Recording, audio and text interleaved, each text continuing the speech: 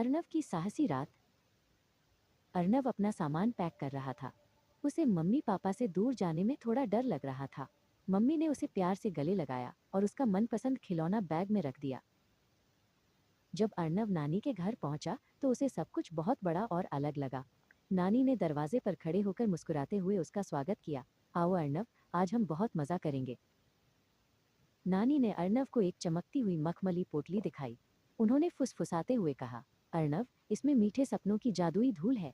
इसे सिरहाने रखने से बुरे सपने दूर भाग जाते हैं।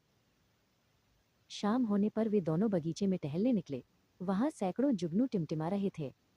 अर्नव को लगा जैसे आसमान के नन्हे तारे जमीन पर उससे मिलने आए हों। रात के खाने में नानी ने अर्नव की पसंदीदा खिचड़ी बनाई थी।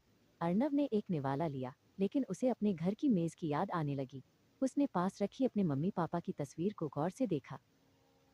नानी ने अर्नव की उदासी भांप ली। उन्होंने अपनी जेब से एक चिकना नीला बटन निकाला और अर्नव के हाथ में रख दिया। ये एक जादुई बटन है, उन्होंने कहा।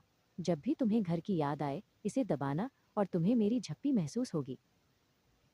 सोते समय कमरा शांत था और खिड़की से बाहर अंधेरा था। अर्नव ने कंबल ओढ़ लिया और उस नीले बटन को जोर से पकड़ लिया। उसने महसूस किया कि वो अकेला नहीं है।